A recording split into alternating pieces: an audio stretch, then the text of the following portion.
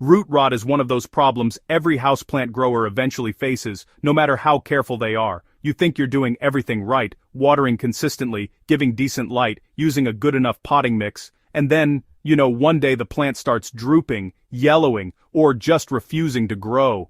Before you know it, you lift it out of the pot and discover brown, mushy roots. At that point, the diagnosis is clear, but honestly, the damage is often already done.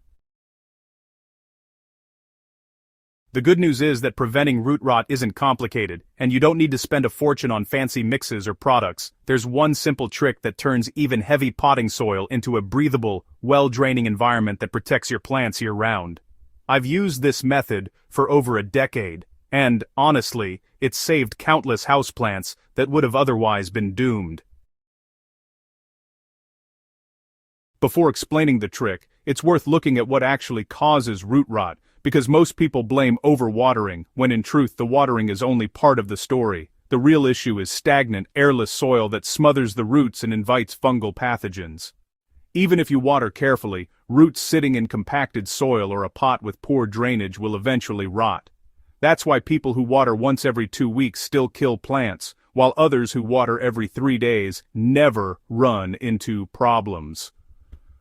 The medium, not the frequency, is the deciding factor. Now here's the trick. Add coarse material to every potting mix you use, and adjust the ratios based on the type of plant. This isn't revolutionary, but most people rely on bagged potting soil alone, which is too dense for long-term indoor growing. Houseplants evolved in conditions where oxygen moves freely around the root zone. By lightening your soil and increasing airflow, you eliminate the main conditions that allow root rot to develop. The material I recommend is something most gardeners already use outdoors but, rarely add inside: pine bark fines or any form of aged small chip bark. The size should be similar to crushed nuts, not dust, not big chunks. When mixed into soil, bark creates pockets of air, drains excess moisture, and provides a structure that fungal pathogens struggle to thrive in. It also breaks down slowly, feeding beneficial microbes that stabilize the root environment. Here's a practical example of how to use it.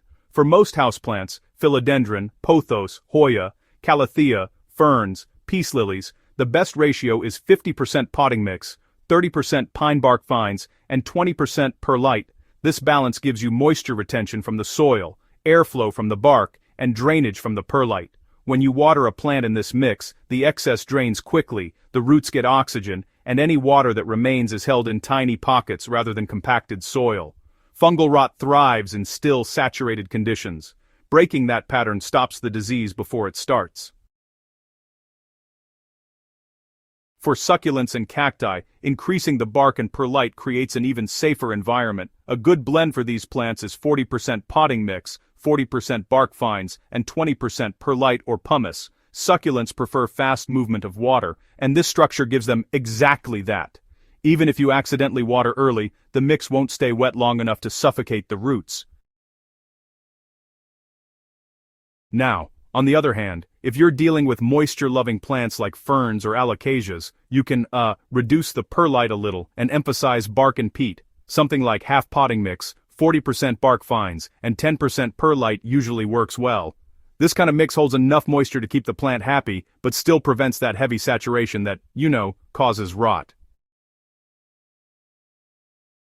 A surprising benefit to using bark is how it really simplifies your watering routine. Instead of trying to underwater to avoid rot, which, honestly, is how a lot of plants end up dehydrated, you can water deeply and thoroughly, just letting the excess drain freely.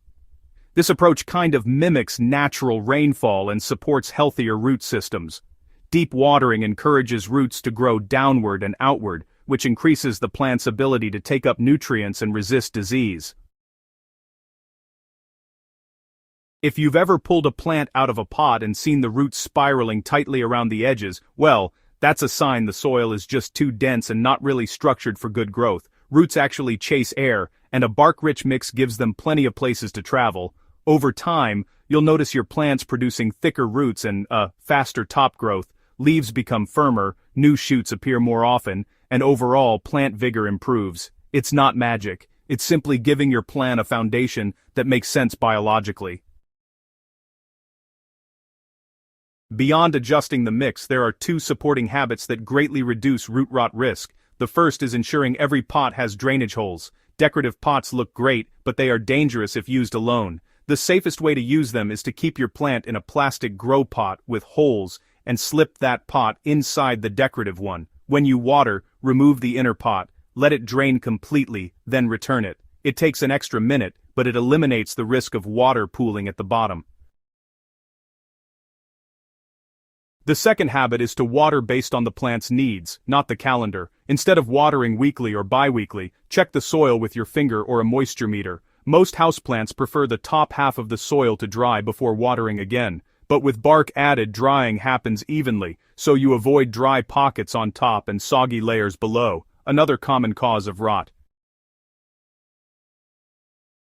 If you're dealing with a plant already struggling with possible rot, the bark method can still save it. Remove the plant from the pot, trim away all mushy brown roots, dust the healthy ones with cinnamon or sulfur as a preventative measure, and repot into the bark-based mix. This dramatically reduces the odds of the rot returning.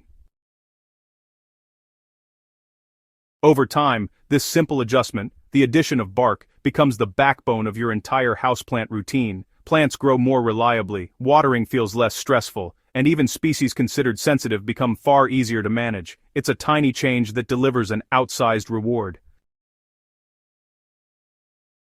If this guide helped you protect your houseplants from root rot, make sure to subscribe to the channel and share this with another gardener who's tired of losing plants to soggy soil.